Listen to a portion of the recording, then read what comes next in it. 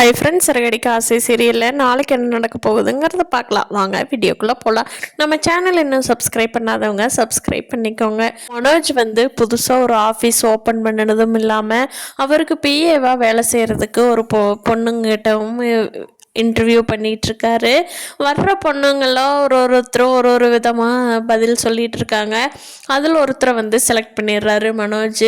ஆனால் அந்த செலக்ட் பண்ண பொண்ணுனால தான் இவங்க ஆர்டர் கண்டிப்பாக கேன்சல் ஆக போகுது. ஏன்னா இவங்க பண்ணுற அலப்பறை கொஞ்ச நெஞ்ச அலப்பறை எல்லாம் இல்லை.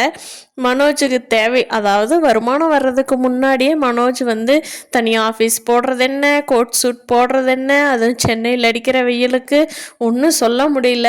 கண்டிப்பாக இந்த ஆர்டரு மனோஜ் ரோஹிணிக்கு கிடைக்க போகிறதில்ல. அது இவங்க ஏதாவது பந்தா பண்ணி அந்த மாதிரி ஏதாவது ஒன்று பண்ணி அந்த அம்மாவோட நேரடியாக சம்மந்தப்பட்டவங்ககிட்டவே பண்ணி அவங்க கண்டிப்பாக கேன்சல் பண்ண போகிறாங்க. இந்த ஆர்டரை மீனா சொன்னாங்களேன்னு உங்களுக்கு கொடுத்தேன், இல்லைன்னா நான் வேறு யாருக்காவது கொடுத்துருப்பேன். உங்கள்கிட்ட நான் தலை வச்சு கூட படுத்திருக்க மாட்டேன். மீனாவுக்காக இப்போ விடுறேன், இல்லைன்னா போலீஸில் பிடிச்சி கொடுக்க போகிறேன் அப்படின்னு சொல்லிட்டு அந்த ஆர்டர் கேன்சல் பண்ணிடுவாங்க.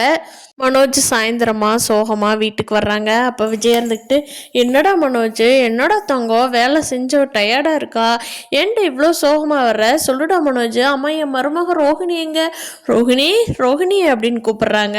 அதுக்கு மனோஜ் சொல்கிறாரு, அம்மா அவளோட வேலை விஷயமா வெளியில் போயிட்டாம்மா, நான் மட்டும்தாம்மா வந்தேன், அம்மா என்னால் முடியலம்மா அப்படின்னு சொல்கிறாரு. என்ன ஆச்சுடா தங்கம், என்னாச்சு, வேலை அதிகமா அப்படிங்கிறாங்க. இல்லைம்மா அந்த ஆர்டரு கேன்சல் ஆயிடுச்சு அப்படிங்கிறாங்க. விஜயாவுக்கு தூக்கி வாரி போடுது.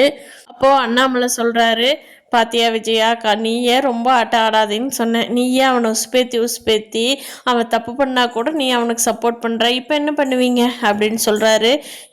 எப்படி கேன்சல் ஆச்சுங்கிறாங்க. நடந்ததெல்லாம் மனோஜ் சொல்கிறாரு. ஓ, இந்த மீனா தான் ஆர்டர் வாங்கி கொடுத்தாளா, நான் கூட ரோஹிணி தான் வாங்கி கொடுத்தான்னு தப்பாக நினச்சிட்டேன்டா, பாத்தியா அவள் இந்த விஷயத்துலேயே என்னை ஏமாத்திருக்கிறா அப்படிங்கிறாங்க விஜயா. இன்னும் ரோஹிணி பெரிய பெரிய ஏமாத்தெல்லாம் பண்ணியிருக்காங்கன்னு விஜயாவுக்கு தெரிஞ்சால் ரோஹிணி என்ன பண்ணுவாங்கங்கிறதே தெரியல. பாவம் நம்ம மீனா தான் ரோஹிணி விஷயத்தை தெரிஞ்சுக்கிட்டே மனசுக்குள்ளே வச்சு புழுங்கிக்கிட்டே இருக்காங்க.